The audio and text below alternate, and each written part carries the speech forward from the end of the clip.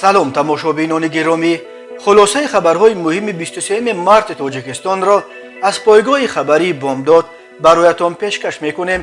шурӯъ мекунем аз як нигоҳи кӯтоҳ ба сархати хабари муҳими рӯз дар ин барнома. боз як ҷавони тоҷик дар Украина кушта шуд.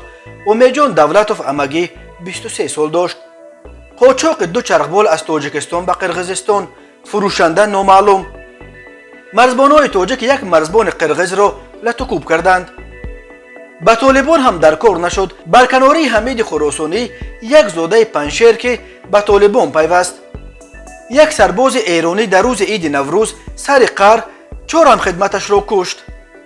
АРС азбамон барои тармими пули деҳмоҳӣ қавист. аз нав месоземаш. фирӯзҷон Нарзиқулов гум шудааст.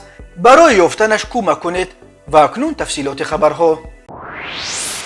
дар шаҳри Челябинск маросими видо бо сарбози 23-солаи артиши Русия Умедҷон Давлатов баргузор шуд. Умедҷон фарзанди оилаи муҳоҷирони тоҷик буда дар Челябинск дида ба ҷаҳон кушода буд ва дар ҳамин ҷо ба воя расид. дар комиссарияти арбии ноҳияи металлургически шаҳри Челябинск ба сомонаи маҳаллии 74 руд таздиқ карданд ки Умедҷон Давлатов дар ҷанги Украина кушта шуд. ҳоло бародари калонии ӯ низ дар амалиёти махсус дар Украина иштирок доштааст. ҷанозаи Умедҷонро дар қабристони мусулмонӣ дар деҳаи Казанцева дар канори Челябинск ба хок супориданд. аз аввали ҷанг ё амалиёти махсус дар Украина алакай дар бораи кушта шудани дасти кам 10 тан азодагони Тоҷикистон ва фарзандони муҳоҷирони тоҷик хабарҳо ба даст мерасанд.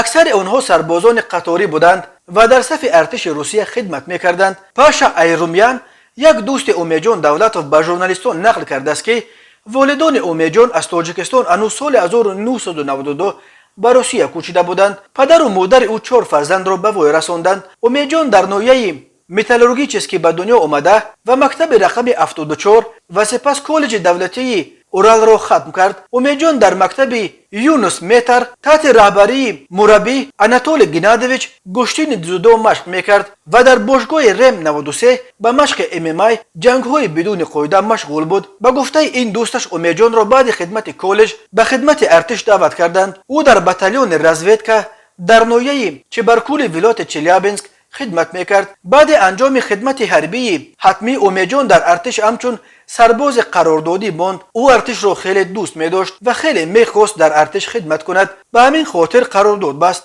Умедҷон як одами хеле софдил буд. дар маросими дафни ӯ мардуми зиёд ҷамъ шуд. нақл кардааст Паша Айрумян. ҳафтаи гузашта ҷанозаҳои 4 тоҷики дар ҷанги Украина кушташударо ба Тоҷикистон оварданд. дуи онҳо аз вилояти Суғд ва дуи дигар аз ноҳияи Ҳамадонии вилояти Хатлон буданд. нерӯҳои Русия рӯзи 24 феврал ба Украина ҳамла карданд. ҷониби Украина аз кушта шудани ҳудуди 1300 нафар аз ҷониби худ ва чанд ҳазор нафар аз нерӯҳои Русия хабар медиҳад. вазорати мудофиаи Русия баъди 6 рӯзи аввали ҷангҳо кушта шудани 498 нафар аз афсарону аскарони русро дар Украина таздиқ кард, вале баъди он дигар ягон арқоми навро дар бораи талафоташ дар Украина нашр накард. мақомоти Русия ҳамла ба Украинаро амалиёти махсуси арбӣ ном карданд ва бо вуҷуди кушта шудани ҳазоро нафар аз ду ҷониб аз матбуот ва шаҳрвандон бо исрор талаб доранд ки онро ҷанг нагӯянд, танҳо амалиёти махсус ном баранд. хадамоти гумруки Қирғизистон рӯзи 23 март хабар дод ки кормандони гумрук дар фурудгоҳи Манас дар канори пойтахти ин ҷумҳурии шаҳри Бишкек аз кӯшиши борои қочоқ ба Қирғизистон ворид кардани ду чархболи тамғаи Ми-8 ва МТВ-1 пешгирӣ карданд. қочоқи ин ду чархбол дар таърихи 7 августи соли 2021 дар ҳоле сурат гирифтааст ки марз байни Қирғизистон дар пайи задухӯрдҳои баҳори соли гузашта аз 20 май барои равоҳо ҳатто мошинҳои сабукраву боркаш баста шудааст. чӣ расад барои парвозҳои чархболҳо? аз тарафи дигар ба далели муносибатҳои пуртаниш ва муноқишаомези ду кишвар дар масоили марзӣ интиқоли техникаи ҳарбӣ аз Тоҷикистон ба Қирғизистон бояд зери назорати хеле сахт сурат бигирад, агар пурра мамнӯъ нашуда бошад. дар иттилоияи гумруки Қирғизистон гуфта мешавад ки ин ҳолати қочоқи ду чархболро кормандони шӯъбаи мубориза бо қочоқ ва қонуншиканиҳои гумрукӣ дар фурудгоҳи Манас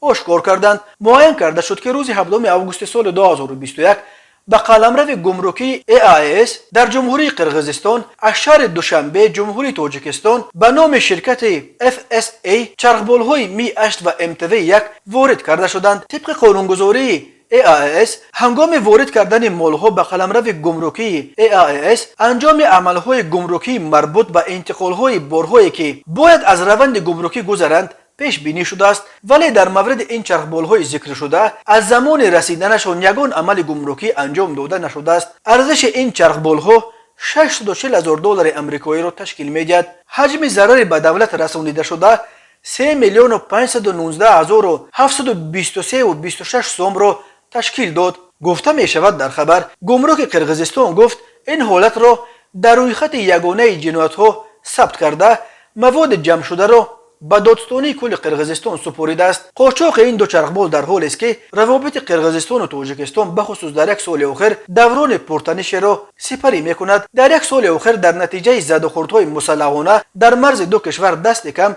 57 نفر کشته شده، حدود 270 نفر زخمی شدند. درباره فعالیت شرکت FSA که این دو چرخبال را از دوشنبه به نام اون فرستادند یگان معلومات دسترس نیست. این شرکت با وجود به تجارت چرخبال‌ها مشغول شدنش در اینترنت حتی سامانه خود را ندارد. درباره اینکه آیا کدام شرکت این دو چرخبال را از دوشنبه به قرقیزستان فرستاده است نیز یگان معلومات تا حال نشر نشده است. قبلا درباره چند مورد توسط قلمرو تاجیکستان و قرقیزستان به مشتریان خارجیشان انتقال دادن سلاح و تکنیک حربی از جانب قاچاقبران سلاح خبرها نشر شده بود. نیروهای مرزبانی قرقیزستان میگویند که مرزبانان تاجیک روز 19 مارس سال 2022 یک مرزبان قرقیز را لطوکوب کردند. قشونهای مرزبانی تاجیکستان این خبر را تا حال شرح نداده است، ولی مرکز مطبوعات خدمات مرزبانی قرقیزستان گفت روز 19 مارس یک سرباز وایدی مرزبانی لیلک در موضع صده نویه لیلک ولایت بادکند یک ماشین ناشناس را در نزد خط سرحد دیده برای بازداشت آن به منطقه‌ای که مرزبان‌های تاجیک از واحد مرزبانی قونچی نوبرداری می‌کردند گذشته است. مرزبان‌های تاجیک سرباز قرقیز را دستگیر کردند. به دنبال مذاکرات نمایندگان مرزبانی واحدهای مرزبانی لیلک و قونچی صورت گرفته، در نتیجه آن مرزبان دستگیر شده را به جانب قرقیزستان سپردند. هنگام معاینه معلوم شد که سر او را کفاندند. در بدنش ورم‌ها دیده می‌شود و لباسش خونالود شده است. به گفته سرباز بین او و مرزبان‌های تاجیک زن و زنی شده است. در حال حاضر وضع سلامتی سرباز معتدل ارزیابی می شود و او تحت طبابت قرار دارد. گفته می شود در خبر خدمات دولتی مرزبانی قرقیزستان گفت این حادثه را تحقیق می کند. با گذشت 30 سال از سقوط اتحاد شوروی از 970 کیلومتر مرز تاجیکستان و قرقیزستان تا کنون تنها کم بیشتر از 500 کیلومترش تعیین و علامت گذاری شده است. در قطعه‌های بحثی که اساساً در مرز تاجیکستان و قرقیزستان جایگیر شدند هر سر چند وقت بر اثر آب و زمین چراگاه و راه مناقشه و رخ میدهند. این مناقشه و بعضا به تیرپرانی‌ها میپیچند و باعث علاقت مردم از دو طرف میشوند. خونین‌ترین مناقشه در این قسمت مرز در پایان ماه اپریل سال 2021 روی داد که در نتیجه آن از دو طرف 55 نفر کشته و 240 نفر زخمی شدند. این خونین‌ترین مناقشه در تاریخ تمام مناقشه‌های مرزی جمهوری‌های معاصر آسیای مرکزی دانسته می‌شود. در پایان ماه ینور سال 2022 در یک مناقشه دیگر مسلحانه در مرز اسفره با بادکند دو ساکن تاجیکستان کشته و از هر دو طرف بیش از 20 تن دیگر زخمی شدند. همین طور شب 11 مارس در یک تیرپرانی دیگر در مرز چارکو با بادکند مرزبان تاجیک سنت الله صمدوف کشته شده، دو مرزبان دیگر و چند ساکن چارکو زخمی شدند.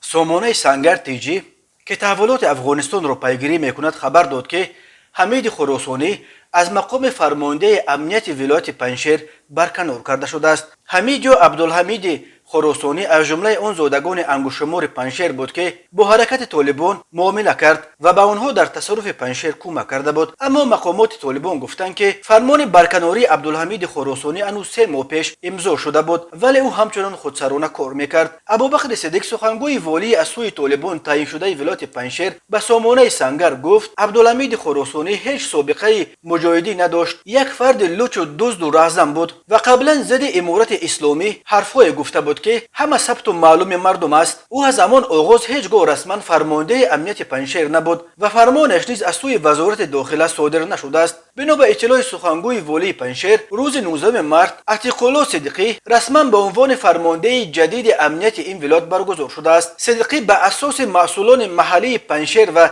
رهبران وزارت امور داخلی امارات اسلامی حدود 1 ماه می شود که به وظیفه تعیین شده کار میکرد. هر عملی که خراسانی انجام میداد خودسرا نبود و هیچ صلاحیت برای آن نداشت، گفت ابوبکر صدیق. عتیق‌الله صدیقی از روستای بازارک مرکز ولایت پنجشیر است و به قول سخنگوی والی پنجشیر در گذشته به حمایت از نظام اسلامی کارهای ارزنده کرده است. ولی منابع آگاه سنگر گفتند عتیق‌الله صدیقی یک شخص بیسواد بوده در قیاس با خراسانی که حداقل صنف 8 را ختم کرده است، یگان مکتب نخوانده است و دلیل انتصابش قبل از همه رعایت توازن منطقه در پنجشیر می باشد، زیرا والی از ولسوالی پریان است و تا این زمان هیچ یک رهبر طالبان از بازارک مرکز ولایت و همچنان زادگاه احمدشاه مسعود اساسگذار مقاومت ضد طالبان بود. عتیق‌الله صدیقی یک کارمند استخباراتی طالبان بود که چند روز پیش از سوی محافظ مولوی قدرت‌الله والی پنجشیر به ضرب گلوله زخمی شد. گفته میشد که او مانع رشوه گرفتن این محافظ شده است. این قضیه را ضمناً حمید خراسانی پیگیری داشت. حمید خراسانی از روستای آنوبه ولسوالی رخا و یکی از چهره‌های جنجالی پنجشیر است که تا زندانی شدنش در پی مخالفت با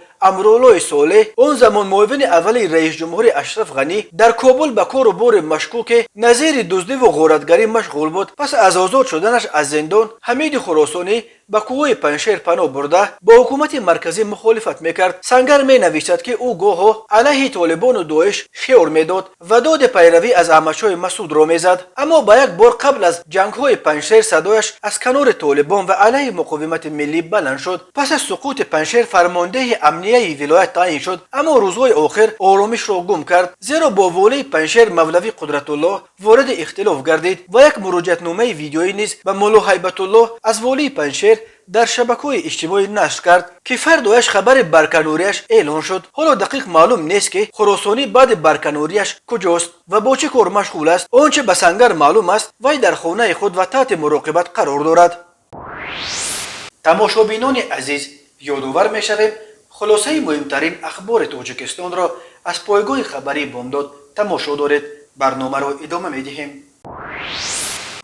بنا به گزارش رسانه‌های ایرانی، روز 21 مارس یک سرباز جوان در جنوب ایران 4 همخدمتش را پرانده یکی دیگر را گروگان گرفته است. خبرگزاری میر با تکیه به منابع آگاهش خبر داد که یک سرباز تازه به صف ارتش دعوت شده بعد آنکه فرماندهان قسم نظامیش در استان بوشهر به او در روزهای عید نوروز اجازت رفتن به خانه‌اش را ندادند، در کازرم به سوی همخدمتان خود تیر کشیده است. در نتیجه 4 نفر به هلاکت رسیدند و این سرباز باز یک عسکر دیگر را گروگان گرفته از قسم حربی فرار کرده است. میر نیوز بعدتر جمله‌های مربوط به سبب دست به کشتار همخدمتانش زدن سرباز را از خبرش گرفت و به جای آن نوشت که این حادثه تحت تحقیق قرار دارد. بنا به اطلاع منبع این خبرگزاری، سرباز فراری را در بندر دیلم دستگیر کرده گروگان را آزاد کردند. استان بوشهر در ساحل خلیج فارس جایگیر شده است. طبق قانون اساسی ایران همه مردان سنشان از 18 بالا باید 2 سال در ارتش خدمت کنند، وگرنه برای گرفتن شناسنامه خارجی برای سفر به خارج ایران اجازت نخواهند گرفت. اکثر دعوت شدگان در ارتش ایران خدمت میکنند، ولی برخی از آنها میتوانند به استفاده از علاقه و نفوذ خود خدمت حربی را در سپاه پاسداران انقلاب اسلامی ایران که شرایط خدمتش خیلی بهتر است ادا کند. ماه ینور سال 2022 ایران اعلان کرد که برنامه در عوض پول خلاص خوردن شهروندان را برقرار میکند.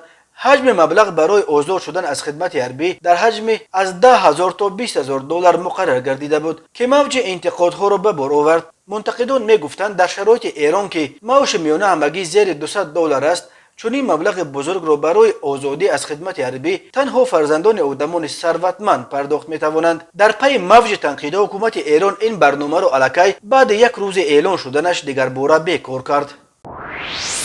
فیلیال شرکت اینویت فرود سالیوشنز التدا در تاجیکستان که مسئول نگهبانی راههای ماشینگرد دوشنبه خوجند چناق را بر عهده دارد، در رابطه با مطلب سامانه بام.com از 22 مارس تحت عنوان پول یک طرفه شده دهمای را کی برقرار میکنند با ارسال چند عکس اطلاع داد که پولیا کوپرو واقع در کیلومتر 267 این شهرها هنوز سال 1962 ساخته شده، پایه و ستونهای مرکزی آن در طول قریب 6 سال استفاده از سبب رفت و آمد زیاد واسطه‌های نقلیات کارناشی هم گشته است. به نام اطلاع شرکت 9 مارس سال 2021 بعد تحقیق کمیسیه دخلدار تأسیس یافته به نمایندگی و وزارت نقلیات بازرسی دولتی اتومبیلی و متخصصان فیلیال شرکت IRS تصمیم نهایی گرفته شده بود که آن را تعمیر کنند. با این مقصد علاقه یک قطار کارها به سامان رسیده از نوسازی کوپروک مورد نظر بومرام طبق نقشه ادامه دارد. در مرحله اول طبق تفاوضات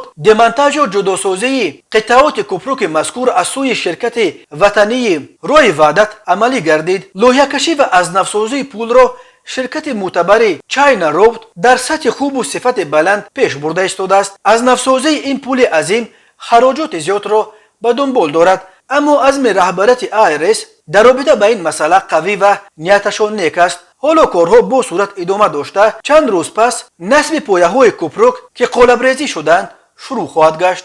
گفته می شود در پاسخ شرکت IRS به مطلب بامداد، شرکت همچنین ذکر کرده است که قبلا از سوی IRS 2 کوپروک عظیم در مسیر دوشنبه چنوق در قلمرو نویه عینی پوره و با استفاده از مسئله با صفت ساختمانی از نوسازی شده بود. قبلا یک گروه رانندگانی که با ماشین‌های بارکش توسط شورای دوشنبه خوجند چنوق با فوره‌های بزرگ بار میکشانند میگویند با گذشت 1 سال پول قسماً تخریب شده در کیلومتر 267 این شورا در موضع دیموی را تا حال ترمیم نکردند. 1 سال پیش طرف راست پول دیموی از جانب دوشنبه فرو رفته بود. از همان وقت این جانب این پول تا امروز برقرار کرده نشده است. وعده داده بودند که زود برقرار میکنند، ولی ایهات میگویند رانندگان. در عکس‌های فرستاده رانندگان دیده می شود که حرکت توسط تنها یک طرف پول دیمای صورت میگیرد. طرف دیگر این پول که فرو رفته بود کندند ولی دیگر درست نکردند. شورای دوشنبه خوجند چنوق یگانه روی زمینی است که ولایت سوق در شمال تاجیکستان را با قسمت‌های باقی مانده این جمهوری از جمله با پایتختش شهر دوشنبه میپیوندد. تا ساخته شدن نقب استقلال در این شورا یگانه راه بین شمال و مرکز تاجیکستان از طریق عقبه انزا بود که در زمستان بسته میشد. شورای دوشنبه خوجند چنوق از پایتخت تاجیکستان توسط کوههای زرافشان و شهر خوجند تا مرز ازبکستان ساخته شده است. شورای دوشنبه خوجند چنوق در دهه اول عصر 21 با نزدیک 300 میلیون دلار قرض قطع نفتسازی شده از سال 2009 مسئولیت نگاهبین و پولچینیش به شرکت IRS واگذار کرده شد. در حال حاضر این یگانه راه پولکی در تاجیکستان است. IRS از ماه ینور سال 2022 نرخ عبور این راه را دست کم 50% بالا برد. نظرقول فیروجان رحمتویچ صحنه تولدش دهم دکبر سال 1997 از 14 مارس به این طرف به یگان زنگ جواب نمیدهد. در جای کارش پیدا نشده است و به خانه هم برنگشته است. فیروجان در گذرگاه سیوم پاکروفسکی پریزد شهر کاتلنیکی ولایت مسکو زندگی میکرد. نزدیکان و دوستان فیروجان از همه خواهش دارند که اگر کسی او را بعد 14 مارس دیده باشد و یا در باره مکان احتمالی بود و باشه و معلومات دارد بلافاصله با این رقم تلفن تماس بگیرید. 7 905 454 2891. نزدیکان و دوستان فیروجان امیدوارند که با کمک شما او را پیدا میکنند. دعا میکنیم که خداوند این امید آنها را برآورده گرداند و فیروجان صحت و سلامت و پیش نزدیکانش برگردد. تماشابینان عزیز و گرامی، این بود مرور به خلاصه چند خبر مهم امروز تاجیکستان. خبر و گزارش های بیشتر از تاجیکستان و درباره تاجیکستان و اطراف آن را در سامانه پایگاه خبری بامداد در این نشانه پیگیری نمایید: www.bomdad.com. خوش باشید.